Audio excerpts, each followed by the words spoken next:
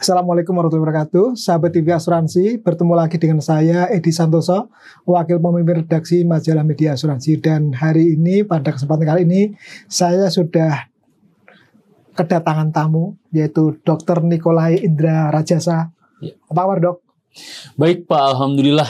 Alhamdulillah baik. Jadi dokter ini adalah seorang dokter yang masih punya izin praktek, tetapi bertahun-tahun belakangan ini beliau justru ada di ekosistem kesehatan, khususnya di asuransi ya, Dok ya. Korek, Pak. Betul. Jadi pada saat taping ini dilakukan, beliau masih terikat sebagai salah satu eksekutif perusahaan asuransi. Betul, Pak. Dan kita nggak tahu nanti ke depan seperti apa ya, Dok. Jadi masih di COO-nya PT Asuransi Jiwa Teguh Pelita Pelindung atau Asuransi Equira, lebih Betul, dikenal Pak, dengan nama itu. Nah, mungkin Anda bisa menebak kalau dengan dokter saya mau ngomongin apa. Tentu nggak jauh-jauh. Pasti kita akan ngomongin apa yang lagi marak saat ini, yang lagi menjadi perhatian di industri perasuransian, baik asuransi jiwa, asuransi umum, maupun broker, yaitu tentang asuransi kesehatan. Dan Anda sebagai nasabah perusahaan asuransi, entah secara langsung atau tidak, baik itu lewat BPJS, maupun Anda pribadi atau dari kantor. Nah, banyak info menarik yang akan kita kulik dari dokter kita yang satu ini. Ayo. Dok, langsung aja nih, Dok ya. Sekarang ini kalau kita bicara di industri asuransi ya, khususnya asuransi kesehatan kan yang diomongin adalah rasio klaim yang tinggi. Nah, sebenarnya itu sudah berapa lama sih industri kita mengalami rasio klaim yang tinggi? Sejak saya masuk ke industri asuransi itu berarti sejak 11-12 tahun yang lalu saya menangkap memang industri asuransi kesehatan itu sudah mulai merugi, Pak. Sudah mulai merugi. Jadi memang sudah cukup lama. Masalahnya pada saat itu pun tidak ada solusi yang pas. Belum ketemu solusinya. Selalu klaim itu mendekati 100%. Di luar, kita bicara klaim rasio ya, bukan loss rasio ya. Artinya belum ada beban-beban lain gitu ya. Jadi klaim dibandingkan premi ya? Betul, Pak. Itu hampir 100%. Sudah hampir 100%. Dulu klien saya yang positif itu adalah salah satu kedutaan besar. Oke. Kenapa positif? Pertama, mereka cukup fair. Data sangat bagus. Kedua, asuransi boleh melakukan revisi terhadap premi pada saat tengah tahun berjalan. Dan kemudian kami diberikan kontrak 2 tahun. Gitu. Sehingga kalau terjadi kesalahan terhadap perhitungan pertama, kami bisa merevisi 1 kali. Gitu. Dan mereka itu mewajibkan kami tidak boleh loss rasionya lebih dari 80%. Bayangkan. Mereka ini ya cukup peduli ya? Iya, karena menurut mereka kalau kalian nggak sustain, kami nggak sustain. Sedangkan di industri asuransi pada saat itu dan sekarang terlebih lagi, sustainabilitas asuransi kesehatan itu tampaknya buruk. Pendapat saya, Pak. Pasti banyak yang lebih ahli daripada saya. Namun persaingan harga terhadap market yang sama menjadi luar biasa. Jadi sensitif ya harga jadi akhirnya? Terlalu sensitif, Pak. Terlalu sensitif. Artinya setiap tahun baru kami hanya dapat 1 tahun kontrak. Artinya kami nggak bisa melakukan recovery kalau ternyata kerugian di tahun kedua. Pada saat tahun pertama kami rugi, mereka atau pialangnya akan mencarikan asuransi lain yang mau memberikan premi yang sama atau minimal naik hanya 10%. Karena di perusahaan Anda, Bapak dokter, karena rugi itu pasti akan adjust premi. Harusnya begitu. Makanya saya bilang tadi, klien saya yang nggak rugi pada waktu itu adalah justru salah satu kedutaan besar yang memberikan izin untuk melakukan adjustment premi kalau kami ternyata salah di tahun pertama. Dan itu kontraknya 2 tahun. 2 tahun. Sementara yang lain rata-rata 1 tahun. Ketika mau pengajuan untuk revisi lah ya, revisi premi di tahun kedua, cenderung kadang kemudian dipindahkan. Iya. Jadi posisinya kemudian menjadi 0 lagi. 0 lagi. Dan sayangnya memang selalu muncul tawaran yang bilang, oke, tahun kemarin pakai premi tahun kemarin ya, atau naik 5% ya. Sedangkan inflasi kesehatan kita tuh nggak pernah kurang dari 10 selama bertahun-tahun ya. Betul Pak. Bukan hanya 2 tahun terakhir ya. Kan kemudian sepengetahuan saya Pak, nanti mungkin Bapak bisa koreksi saya kalau ternyata saya salah. Kita memfokuskan terhadap inflasi kesehatan di 2 tahun terakhir karena inflasi ini kemudian berimpact kepada bisnis asuransi. Oke. Satu, kedua berimpact juga terhadap BPJS kesehatan, ya kan? Dan akhirnya, sebagaimana waktu diskusi kami dengan Menteri Kesehatan, itu dampaknya jadi kemana-mana Pak. Karena kan inflasi nasional sama inflasi kesehatan jauh sekali gitu. Inflasi kesehatan bisa 13,4, 13,6, saya lupa tepatnya, dibandingkan inflasi nasional gitu yang di bawah 10 gitu. Dampaknya pasti terhadap kemampuan konsumsi masyarakat dong. Kemampuan konsumsi masyarakat terhadap biaya kesehatan secara tidak langsung akan berdampak kepada pemerintah. Kenapa? Karena makin banyak orang yang nggak mampu membeli asuransi pribadi, dia akan bergantung pada BPJS. Di mana BPJS itu luar biasa. Bebannya luar biasa kan? Dan sebetulnya pendapat saya Pak, kalau mengikuti alur, maka benefitnya paling tidak yang saya ketahui juga bagus. Gitu. Makin orang nggak mampu membeli premi asuransi swasta, maka beban kepada pemerintah makin besar melalui BPJS. Gitu. Jadi mau nggak mau, semua orang harus melihat nih inflasi kesehatan. Apa yang mau dikerjakan sama inflasi kesehatan? Nah, apa yang mau dikerjakan itu ya. Nah, kembali ke yang tadi klien yang positif tadi ya. Dia cukup fair tadi dokter mengatakan. Artinya dia support.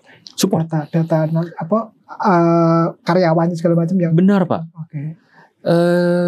Kekurangan terbesar kami, paling nggak yang saya rasakan adalah kebenaran data. Oke. Kebenaran data. Data harus tersedia lengkap dan benar. Dan benar Pak, bukan hanya bicara lengkap. Data bisa seolah-olah lengkap, tapi tidak benar. Satu. Kedua, data bisa tampak lengkap, tapi sebenarnya sudah terdiskon. Gitu. Kadang-kadang alasannya adalah begini. Contoh gini. Waktu saya temukan misalnya, Pak, ini data dari tempat lain kok beda sama data Bapak gitu. Data ini ada kecelakaan, data Bapak nggak ada.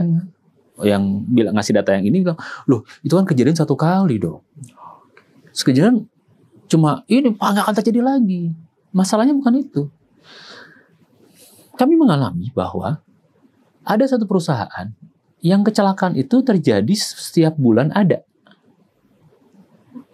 Bukan dari karyawannya. Betul. Bukan karena si karyawan yang sama, kan aneh, nggak mungkin kan karena karyawan yang sama ya kan. Namun karena mungkin kami ketemu nih kejadiannya biasanya habis shift malam ke pagi, kelompok usianya begini gitu, mungkin dia kelelahan, jalan juga rusak sehingga kemudian sering terjadi kecelakaan gitu. Jadi nggak bisa bilang bahwa gini, kalau kecelakaan bisa dihilangkan, nggak gitu caranya. Tapi ini bisa terjadi karena keadaan yang lain.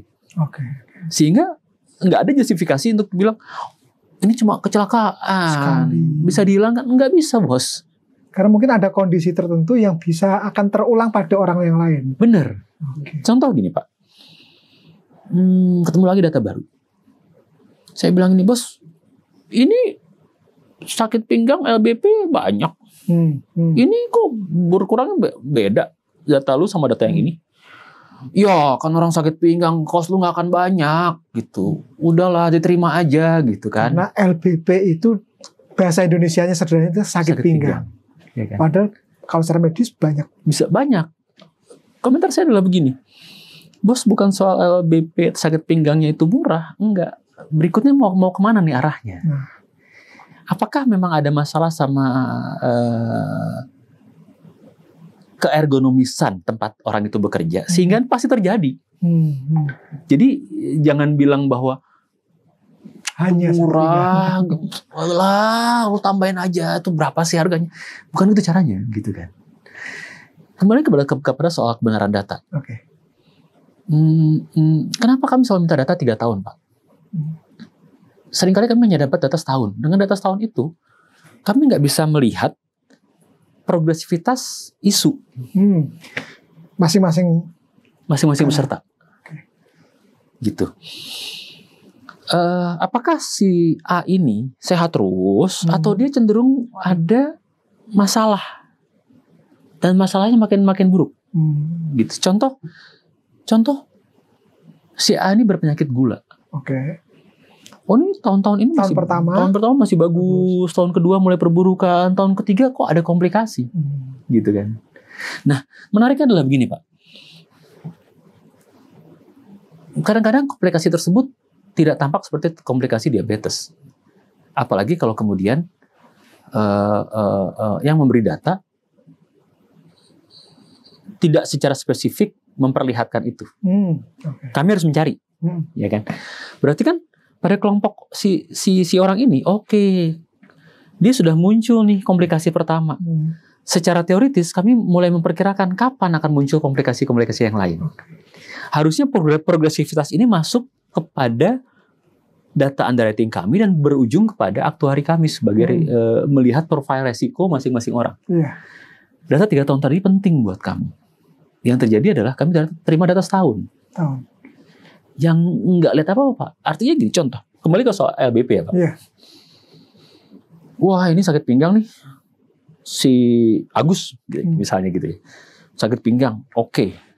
Sakit pinggang usia di 48. Oke, sakit pinggang. Berapa ya kira-kira? Oke, dia datang ke rumah sakit setahun 4 kali. 4 kali datang 600.000. Oke, tahun ini kira-kira dia perburukan lah. Oke lah dia, misalnya ini saya cuma ngarang ya Pak. Saya tambahkan deh progresivitas dia gitu. Sehingga oke lah tahun ini dia naik 2 kali lah, dia 6 kali. Ternyata ya data sebelumnya kita tahu dia sudah punya sakit pinggang udah 10 tahun. Oke. Dan pernah ada pemeriksaan radiologi lain. Pas masuk di kami harus operasi tulang belakang. Habis, Bos. Padahal tadi kalau datanya setahun dan tidak ada data tambahan, sakit pinggang. Sakit pinggang, ya kan? Komentarnya, pencok, udah nggak usah khawatir bro, ini baik-baik aja. Udah 10 tahun sebelumnya sudah pernah dia dilakukan MRI, gitu misalnya. Atau apapun itu yang kemudian, kayaknya indikasinya harusnya pada waktu itu dia disarankan operasi, tapi dia nggak mau. Sudah berlangsung sekian lama. Dan ternyata obat-obat dia tuh bertambah, obat-obat nyerinya. Berarti kan indikasi nih, perburukan gitu kan. Atau kemudian kami bisa melihat, loh ini dia sering nggak masuk karena sakit pinggang, makin kesini makin sering, obatnya makin bertambah.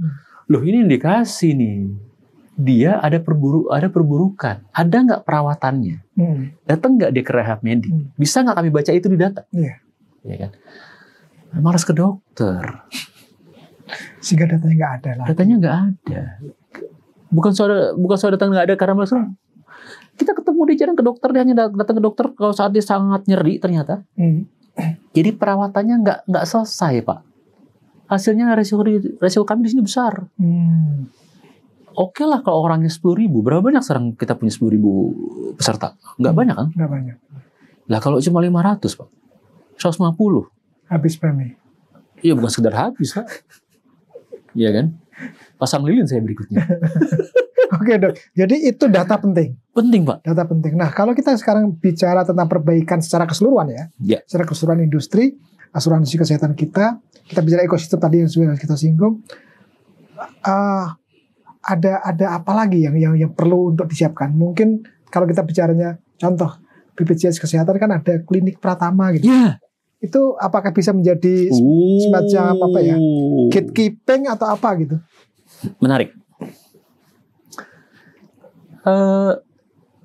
Apakah Bapak tahu bahwa 144 diagnosis itu seharusnya bisa dipegang oleh klinik Pratama? 144 bisa? Bisa. Oke lah, kita lupakan swasta. Kita lupakan puskesmas yang udah lebih lengkap mungkin. Apalagi kalau DKI puskesmasnya malah udah lengkap puskesmas di DKI. Isinya RSUD. Betul. Sekarang jadi rumah sakit internasional. Ya kan? 121 deh. Karena ada alat-alat yang di klinik swasta nggak ada. Oke. Apakah bisa menjadi gatekeeping? Bapak bayangkan 121 diagnosis bisa dipegang oleh dokter umum. Satu. Kedua, kronis sebetulnya perlu ke dokter spesialis mungkin tiap 2 bulan, tiap 3 bulan. Sisanya dipegang sama dokter umum. BPJS sudah punya program yang benar, Prolanis. Gitu. Bahkan dilengkapi dengan pemeriksaan rutin. Pertanyaan saya adalah, sadar nggak kita sama hak itu? Mostly nggak sadar. Saya pun nggak. Iya kan? Bayangkan kita berhak untuk punya pemeriksaan rutin kalau kita berpenyakit gula, diabetes, gitu ya, hipertensi, gitu kan? Kalau itu kita lakukan rutin, maka kita akan melihat nih Pak, oh perbaikan, oh tidak, oh apa, memburuk atau apa? Betul. Trennya. Betul. Itu BPJS kita. Oke. Apakah bisa dimanfaatkan oleh asuransi swasta? Bisa. Data itu bisa dipakai. Harusnya. Pertanyaan saya adalah datanya di mana? Makanya permintaan kami kepada Pak Menteri Kesehatan adalah izinkan kita masuk ke Satu Sehat. Untuk melihat profil risiko masing-masing calon peserta. Tentunya dengan izin pesertanya ya Pak.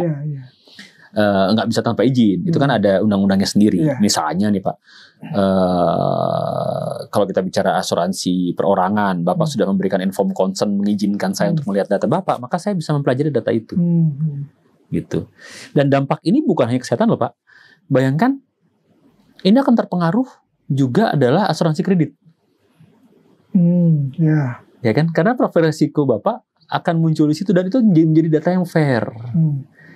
Bukan terima secara bulk. Wah ini tuh gini. Tapi kembali pada seperti yang sekarang terjadi ya. Korek. Kembali pada soal data, permintaan kami dan kemudian Pak BGS menyambut dengan baik dan perlu data apa aja. Saya bilang saya perlu semua. Beliau ketawa. Kenapa semua dok? Tadi saya ceritakan bagaimana perjalanan penyakit seseorang atau bagaimana perjalanan sehat seseorang. Itu memberikan dampak terhadap profil resikonya dia. Dan yang menarik, kalau kita punya akses kepada data yang benar, maka profiling tersebut bukan hanya kepada satu orang, Pak. Tapi kebiasaan Bapak ke dokter siapa, rumah sakit yang mana. Rekornya. Harusnya ada rekornya. Karena mungkin dokter praktek di 3 tempat. 3 rumah sakit dengan 3 fasilitas yang berbeda, maka akan menghasilkan perilaku yang berbeda. Dan resiko Bapak bukan hanya Bapak sendiri loh, karena itu resiko si dokter yang merawat Bapak. Gitu. Dalam konteks begini, satu kali kami pernah mencoba membuat satu mesin learning untuk memprediksi berapa biaya yang akan dikeluarkan setelah seorang pasien menyelesaikan hari kedua perawatan dengan semua diagnosis, dengan semua pemeriksaan penunjangnya, sehingga sudah muncul tuh rencana perawatan segala macam. Itu hari kedua ya? Hari kedua Pak. Jadi paling lambat kami sudah mulai melakukan prediksi di hari ketiga. Yang menarik adalah di situ karena saya suka melihat data, kami suka melihat data. Waktu dirubah-rubah variabelnya, maka harga akan berubah sebelah sana. Gitu. Karena tergantung, misalnya begini, anggap aja gini Pak, ada satu rumah sakit tipe C dan tipe C. Di Indonesia fasilitas bisa berbeda. Iya kan? Sehingga kemudian kalau saya nggak salah, itu adalah niatan dari Kementerian Kesehatan, Kementerian Kesehatan mengeluarkan KMK mengenai rujukan berbasis kompetensi, bukan lagi berbasis jenis rumah sakit ya. Waktu saya sebagai dokter ada di rumah sakit tipe C yang lebih lengkap, saya akan memanfaatkan maksimal di tipe C yang ini. Beda sama yang ini, gitu. Sehingga kemudian profil risiko Bapak sebagai pasien saya bisa berbeda Pak, gitu kan? Itu soal data. Betul. Kembali ke soal gatekeeping nih Pak, karena gatekeeping adalah kunci. Bagaimana kemarin waktu saya meminta tolong kepada Kementerian Kesehatan adalah boleh nggak Kemkes mengembalikan kepercayaan masyarakat terhadap dokter umum sebagai gatekeeper. Oke. Kenapa? Karena orang Indonesia cenderung nggak percaya untuk datang ke dokter umum sebagai dokter keluarga. Itu bukan hanya semenjak pandemi ya? Jauh sebelum itu sudah? Karena kita terbentuk dari mana, Pak? Produk indemnity kan? Oke. Dulu produk Askes enggak lah, dianggap udah bagus. Ya enggak. Masalah pada produk kita di indemnity pendapat saya adalah kadang-kadang pasien itu datang ke dokter yang dokter spesialis yang tidak tepat. Contohnya? Gini, Pak.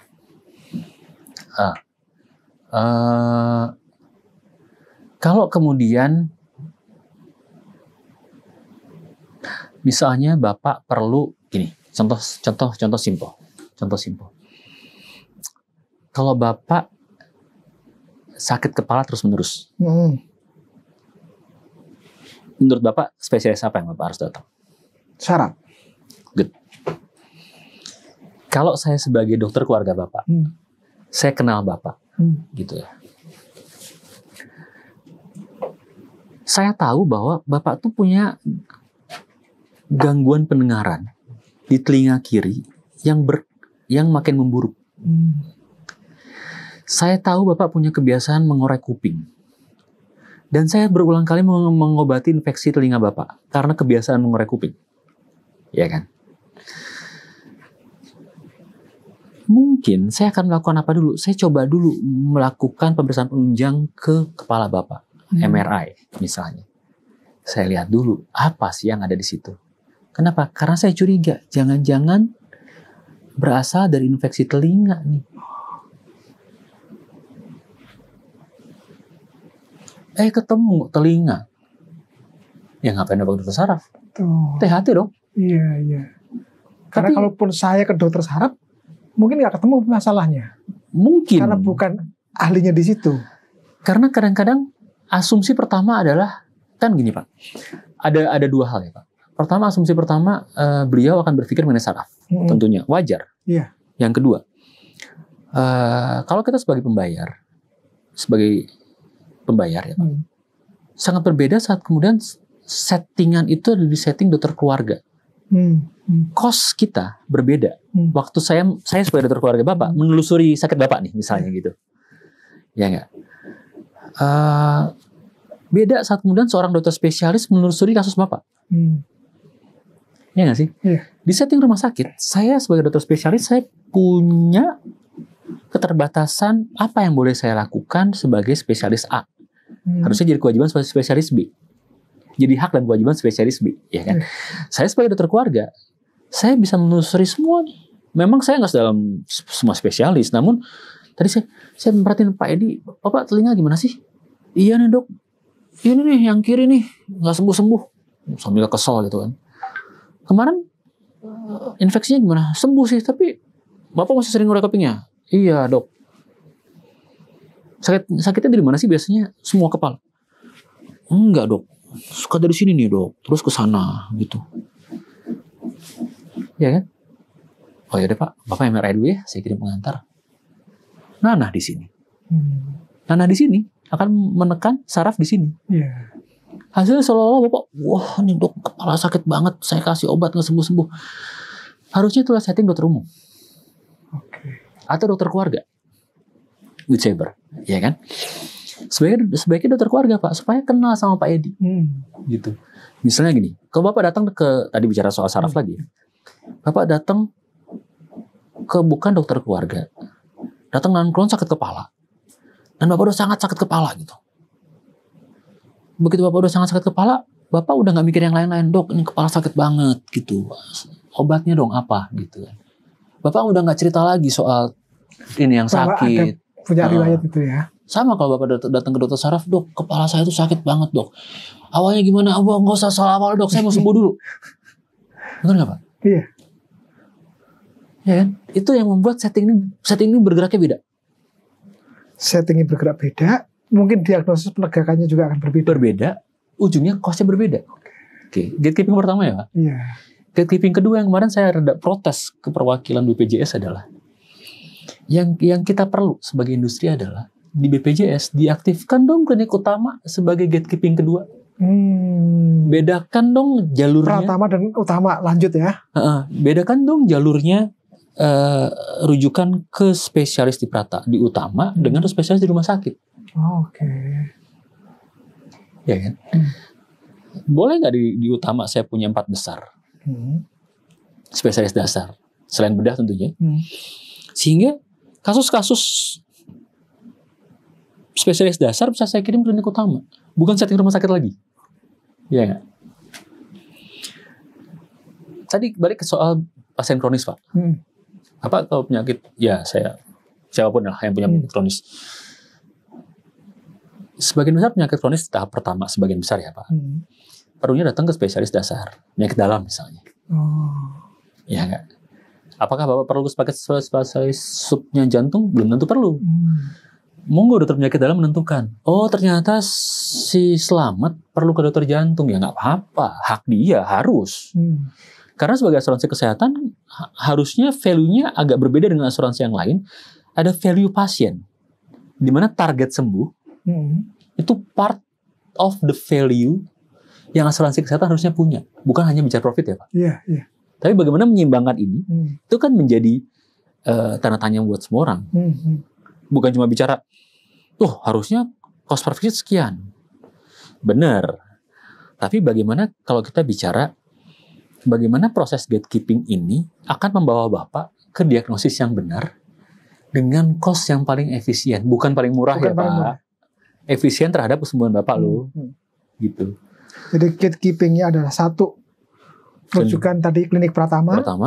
Kemudian ditegakkan lagi kalau diperlukan ke klinik utama. Baru masuk ke rumah sakit. Oke. Rumah sakit apa? Tipe C dulu. Untuk yang non katastrofik. Ya. Gitu. Kalau emang dia sudah complicated, ya monggo ke B. Jangan ditahan. Gitu kan. BPJS kita tuh luar biasa, Pak. Saya pernah punya pasien aneurisma otak. Ya. Kalau saya kirim ke rumah sakit swasta, maka nilainya 150 juta. Di rumah sakit PON, Pak. Saya tanya kan itu dikawal oleh kami. Karena bentuk dulu kan kami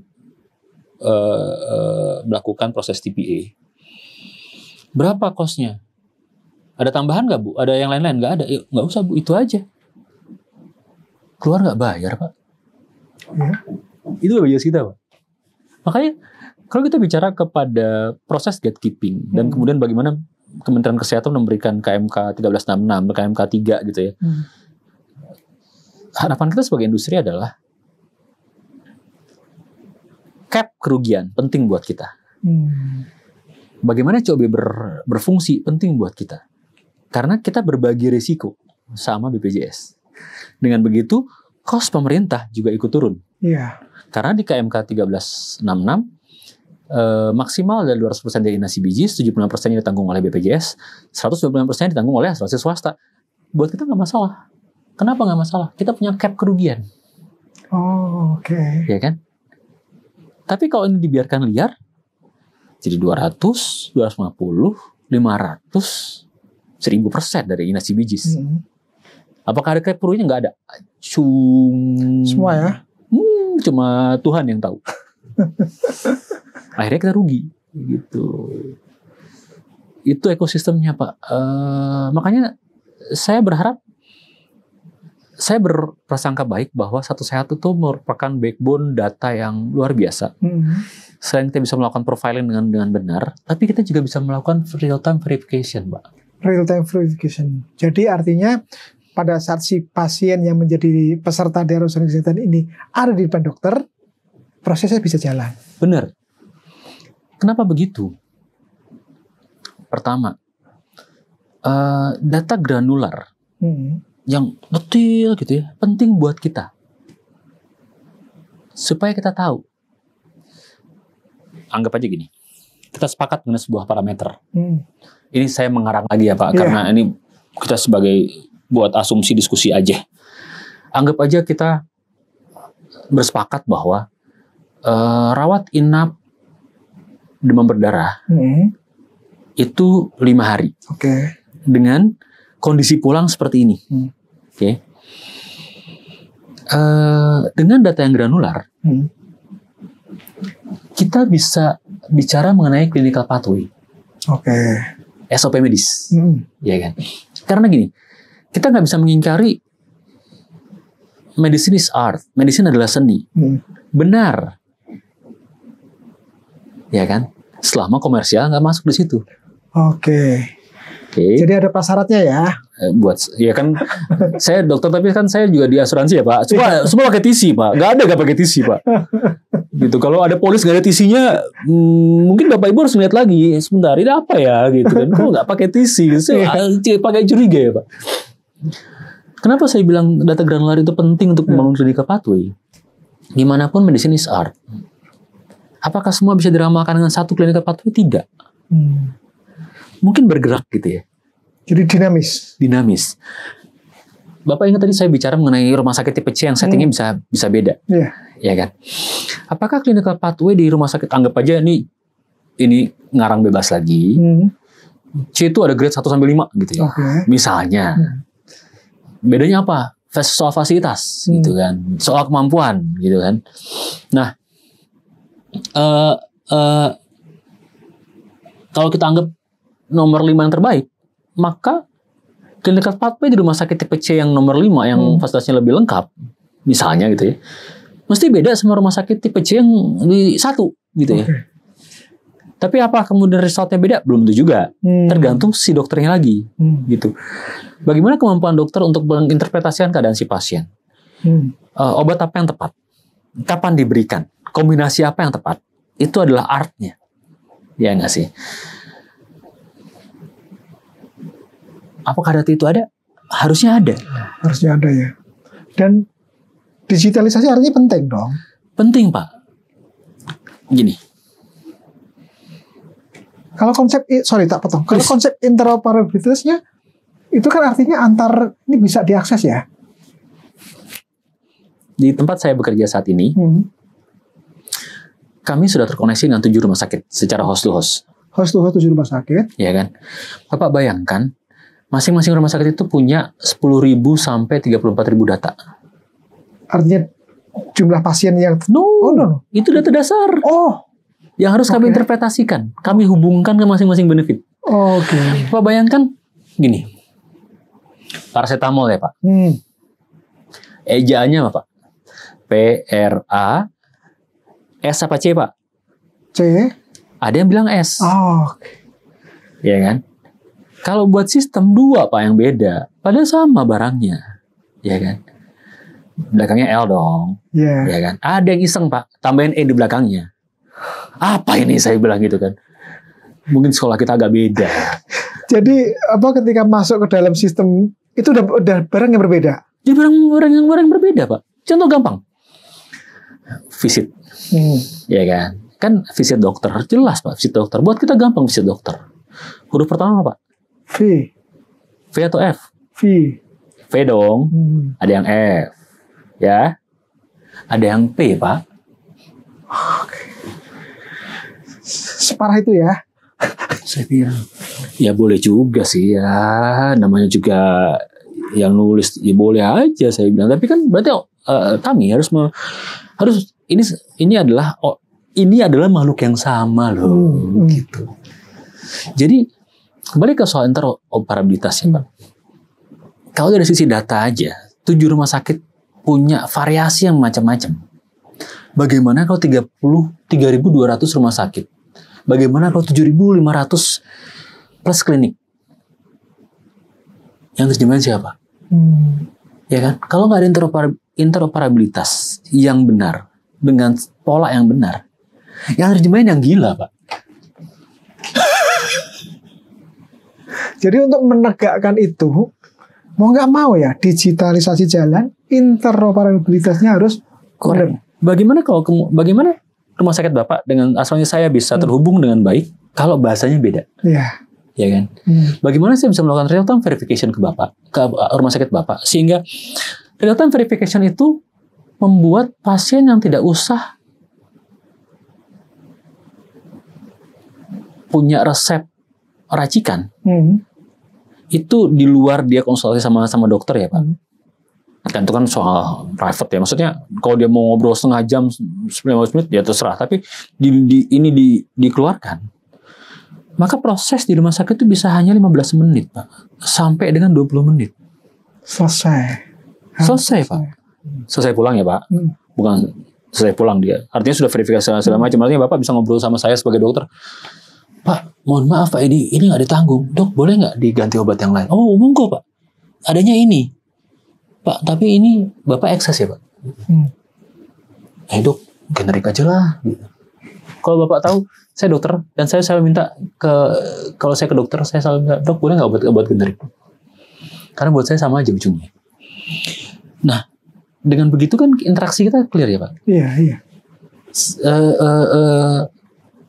Saya tahu Bapak batasannya apa, saya berikan obat yang sesuai, tindakan yang sesuai, gitu, sehingga Bapak juga punya manfaat optimal dari Bapak punya proteksi. Jadi artinya kalau itu ditegakkan, yang isu selama ini overuse itu nggak akan terjadi. Utilisasi. Nah, ada dua hal, Pak. Ya. Hal pertama, overutilisasi itu kita harus jembatani dengan clinical pathway. Iya kan? Clinical pathway itu, ini pendapat saya pribadi, pasti banyak ahlinya lah Pak dibandingkan dengan saya. Clinical pathway itu sifatnya dinamis sebetulnya. Dia tuh kayak makhluk hidup gitu. Dia akan bergerak dan tumbuh. Namun selama parameter yang sama, which is pasien sembuh, sama. Dengan waktu yang sama, maka kita akan menemukan clinical pathway yang mirip, yang optimal untuk si pasien. Gitu. Overutilisasi kita jembatani dengan clinical pathway. Satu. Kedua, dengan tadi real time verification. Kenapa? Karena tidak ada yang campur tangan antara apa yang dokter tulis dengan apa yang kemudian di billing. Gitu kan. Dan yang terakhir Pak, seringkali mungkin maksud saya banyak Pak, sehingga saya lupa menuliskan misalnya Bapak punya lebih dari satu diagnosis. Gitu. Saya ingatnya yang pertama aja. Sedangkan lab saya itu sebenarnya di diagnosis kedua. Ya kan? Apa yang terjadi? Saya sebagai asuransi akan menolak lab terkait diagnosis kedua. Lalu diagnosisnya nggak ada. Iya nggak sih? Betul. Nggak efektif dong prosesnya. Lalu anggap aja gini. Ada pasien tadi balik lagi ke soal diabetes. Diabetes top. Dia lupa menuliskan bahwa dia punya hipertensi. Dia karena sibuk dan penuh lupa lagi menuliskan bahwa dia punya gagal ginjal, misalnya, ya Pak. Sehingga waktu asuransi melakukan verifikasi, bos, lu diabetes doang, obatnya kok segini banyak. Ditolaklah si klaim tersebut ke rumah sakit, balik lagi rumah sakit, bikin klaim baru, ya kan? Saya bilang ke teman-teman di setting rumah sakit adalah itu proses yang nggak efektif dan cost of fund rumah sakit untuk melakukan proses tersebut itu luar biasa loh. Bukan hanya bicara soal keterlambatan Bapak masuk tanggal 1, dikirim 2 minggu kemudian, dibayar 30 hari kemudian, ya kan? Artinya minimal ada 1,5 bulan sejak pasien keluar. Di mana rumah sakit masih sudah harus membayar dokter di bulan itu dong. Di mana dia menanggung sebetulnya minimal 2 minggu. Ya nggak Pak? Itu udah cost buat rumah sakit. Sempat sampai ditolak lagi karena berkas nggak lengkap. Muncul lagi 30 hari kemudian. Makin lama, makin menggulung. Ya nggak? Sedangkan kemudian, obat yang Bapak ambil di tanggal 1, sudah harus dibayar di bulan itu misalnya. Oleh rumah sakit ke farmasi. Dia masih harus nunggu 30 hari kemudian. Karena baru bisa bayar di bulan kedua. Ya nggak? Isu dong pembayaran. Hasilnya apa? Kos ke kita sebagai asuransi akan ditambahkan oleh rumah sakit. Kenapa? Wajar Pak. Ada yang disebut sebagai cost of fund. Karena ada uang yang tertahan, ada bunga yang harus dibayar oleh rumah sakit, sehingga kos kita akan jadi lebih mahal. Bayangkan itu adalah real time verification Pak. Settingnya adalah udah clear, yang ditanggung BPJS sekian, ditanggung oleh asuransi swasta sekian. Oh Pak Edi, udah Bapak tinggal pulang aja. Selesai. Negosiasi asuransi ke rumah sakit nanya, oke gue real time nih, berapa lama lagi lu bayar? Ya nggak? Betul nggak? Minimal dengan real time, semua klaimnya benar, datanya benar, minimal 30 hari pertama nggak terlewat. Jadi yang tadi ada risiko tambah itu bisa diminimalkan. Benar. Bisa dihilangkan ya. Benar. Kalau ada seperti itu, minimal kan satu, kos rumah sakit akan juga ikut turun. Ya kan? Yang kedua, kos admin rumah sakit yang biasanya ngumpulin dulu berkas, ngejar-ngejar, anggap aja Pak Edit dokter senior. Pak, dokter belum ngisi. Aku sibuk nih, pasienku masih banyak. Akhirnya sayang datang tanggal 1, baru terisi oleh Bapak di tanggal 25. Dilaporin 2 minggu kemudian ke asuransi. Makin lama-lama. Gulung lagi bos, sebelah sana. Betul. Iya kan? Dan itu proses itu bisa disederhanakan dengan cara digitalisasi tadi. Dan interoperabilitas itu. Betul, Pak. Makanya saya bilang ke Pak Menkes. Sorry. Monggo. Sekarang kalau kita bicara ekosistem rumah sakit dan asuransi secara nasional, proses itu sudah jalan berapa persen kira-kira, Dok? Untuk menuju yang sampai kondisi ideal. Itu sebetulnya harusnya akan muncul di PADK OJK baru ya. Namun kayaknya akan ada perubahan sedikit. Tergantung, saya nggak bisa bilang sih Pak. Karena masing-masing asuransi punya setting masing-masing. Dan bagaimana engine dia. Kan masalah pada engine si asuransi. Gini Pak. Kalau Bapak tahu data yang terjadi saat host to host, itu banyak sekali yang masuk. Bagaimana engine si asuransi harus bisa menerjemahkan data tersebut. Kalau nggak jadi waste Pak. Buat apa? Iya, betul. Ya kan? Step pertama, minimal engine si asuransi harus mampu. Saya lihat asuransi dulu ya Pak, karena itu kan bisnis kita. Melihat dari semua data tadi, mana yang di-approve, mana yang tidak. Dari sisi TC ya Pak. Belum bicara clinical pathway Pak. Betul. Makanya Bapak tanya, sudah berapa persen? Di sisi kita sendiri, kita harus menyesuaikan engine. Minimal 1. Secara TC, secara benefit benar. Kita bisa terima. Baru masuk ke yang kedua, clinical pathway-nya masuk nggak? Clinical pathway ini sebuah PR sendiri. Jadi buat saya sih harusnya secara setting dan secara kemampuan teman-teman di asuransi besar sudah punya kemampuan tersebut. Mereka sudah mampu melakukan tes cek fraud dan sebagainya. Namun secara industri saya nggak tahu. Oke, Dok. Kalau kita bicara ekosistem kesehatan ya, yang kita berharap efisien. Yang kita bicarakan tadi itu sudah berkaitan dengan digital, gatekeeping.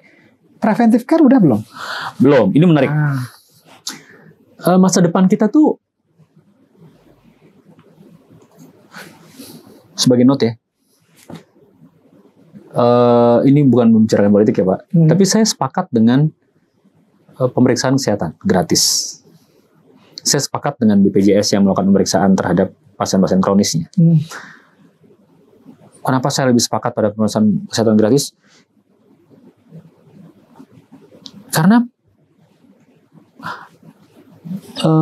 preventif akan membuat industri ini lebih sehat dibandingkan dengan kuratif. Ya. Kami membuat sebuah riset dengan salah sebuah vendor kami. Ada 2 riset sebetulnya yang dikerjakan. Pertama adalah merubah, keduanya adalah perubahan perilaku pasien dengan prediabetes dan diabetes, Pak.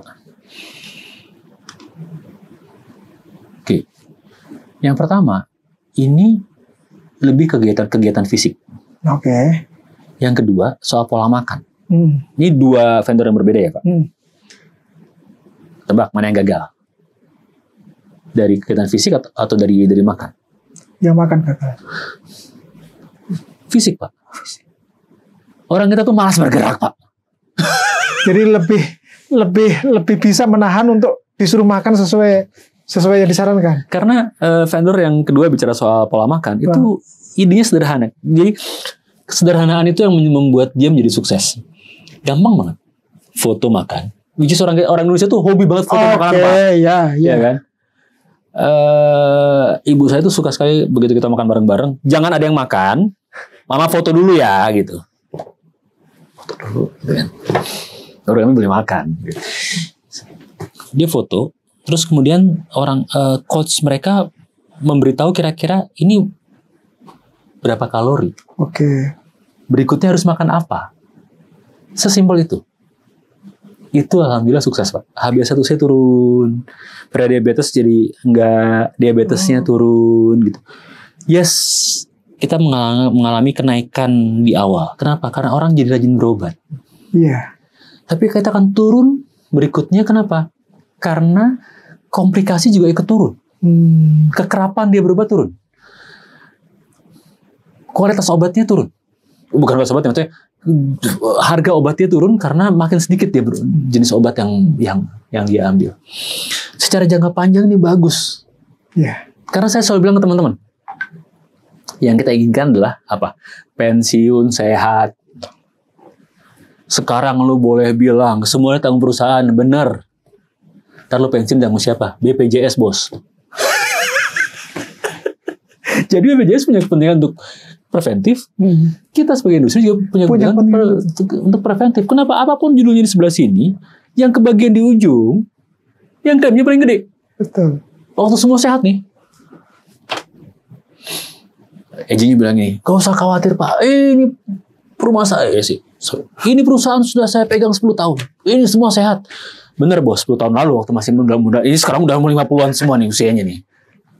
Tinggal terima risiko. Ya, balik ke situ.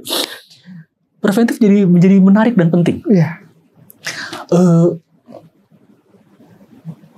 Kami melihat pada kelompok percobaan kami ini, setelah kesini, klaim itu turun up to 25%. Terhadap kelompok ini ya Pak. Dan mereka jadi lebih produktif. Karena merasa badannya enak sih, nyaman sih, gitu kan. Iya nggak sih? Nah, saya sih berharap ada 2 hal di situ. Hal pertama adalah ini proses bukan seminggu loh bos. Ini proses 9 bulan loh. Iya. Artinya si asuransi baru menikmati tahun kedua. Ya kan? Kontrak harus 2 tahun lebih dong. Kalau pendapat saya, fairnya tuh kontrak 2 tahun. Iya. Iya gak sih? Karena kalau 1 tahun yang menikmati asuransi berikutnya. Berikutnya gitu kan ya. Gak fair. Ya iyalah, gue yang susah nih kemarin dimaki-maki semua orang, nyuruh orang ini, nyuruh orang itu. Giliran lu bagus, gue. Jadi artinya Pak, OJK kan dalam rencana SE-nya itu salah satunya adalah meminta asuransi untuk mempromosikan gaya hidup sehat kan. Ini di sini preventif ini kan. Benar Pak. Makanya koneksi balik lagi ke soal backbone data ya Pak. Bagaimana saya melihat perilaku hidup Bapak? Bagaimana kemudian saya membuat program terhadap gaya hidup Bapak menjadi program wellness tertentu, itu penting. Malah di salah satu tulisan saya di LinkedIn, saya kalau lagi stres nulis Pak. Di LinkedIn memang. Di asuransi nggak terima tulisan saya kayaknya. Kembali ke situ.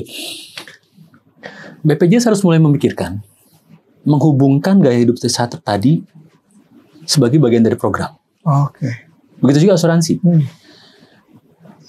Mulai harus dipikirkan keterlibatan dokter olahraga, dokter gizi klinis terkait sama program wellness tadi. Kita harus bisa.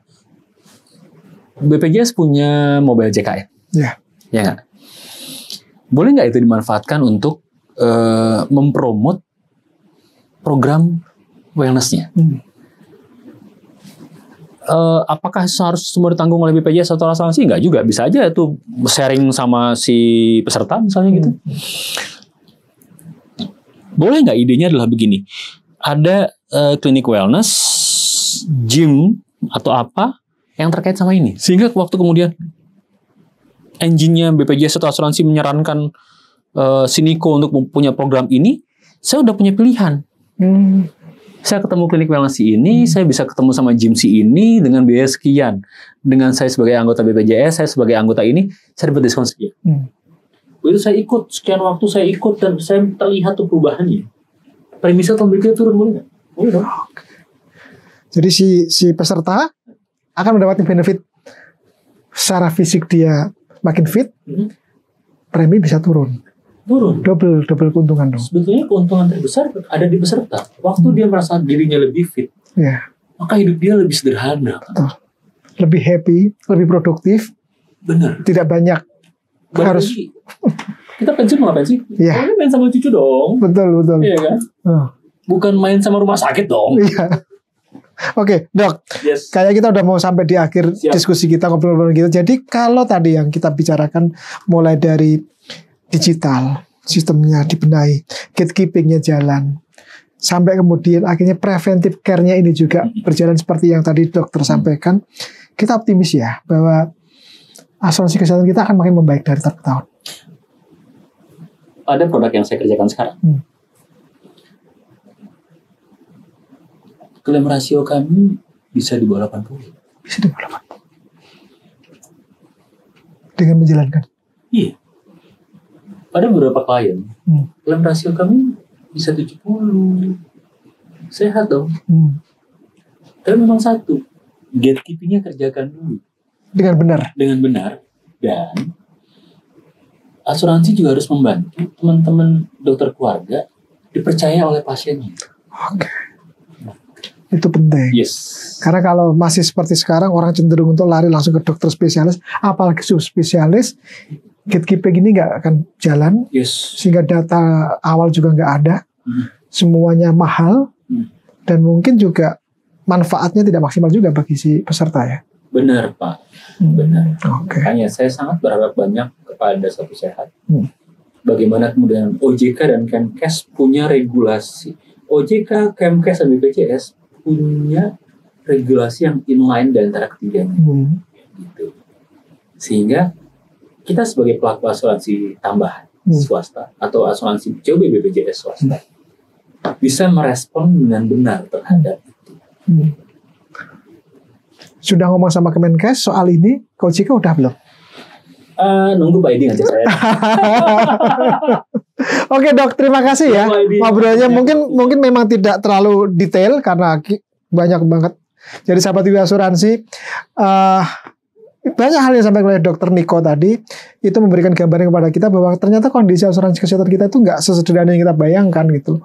Kalau sekarang sampai orang bicara bahwa rasio klaim terlalu tinggi, itu sudah dari 12 tahun lalu sudah dialami Dr. Niko, sudah terjadi sebenarnya. Cuma sekarang kita lebih aware karena banyak orang menggaungkan ini. Nah, mungkin Anda sebagai peserta atau Anda yang sebagai eksekutif di asuransi kesehatan akan bisa mendapatkan manfaat yang lebih besar lagi jika nanti SEOJK atau mungkin POJK atau apapun yang produk aturan OJK yang akan dikeluarkan sudah komprehensif, karena pihak OJK juga mengatakan ekosistem asuransi kesehatan ini akan dilibatkan semuanya, mulai dari industri asuransi yang di bawah Kementerian Kesehatan, mulai dari rumah sakit, tenaga kesehatan, sampai farmasi dan sebagainya. Dan yang penting tadi adalah preventif itu luar biasa, karena ketika kita merasa sehat, maka kerepotan berkurang, kunjungan ke dokter juga berkurang, konsumsi obat-obatan berkurang, dan itu akan membuat semuanya sehat. Industri asuransi kita akan sehat. Betul. Juga. Rasio klaim turun, dan kita semuanya akan sustain. Yang penting sustain ya Dok ya. Sustain ya. Oke, sahabat TV Asuransi, sampai di sini bincang-bincang saya dengan Dr. Niko. Terima kasih lagi Dok obrolannya, dan mudah-mudahan Anda mendapatkan manfaat yang optimal dari perbincangan kami. Dan Dr. Niko mungkin nanti lain kali kita akan ketemu lagi, ngobrol-ngobrol lagi tentang hal-hal yang mungkin lebih spesifik ya Dok. Siap. Oke, sampai di sini perjumpaan kita, dan sampai ketemu dengan pembicaraan atau perbincangan diskusi yang juga dengan topik-topik yang menarik dari TV Asuransi. Dan saya akhiri, Assalamualaikum.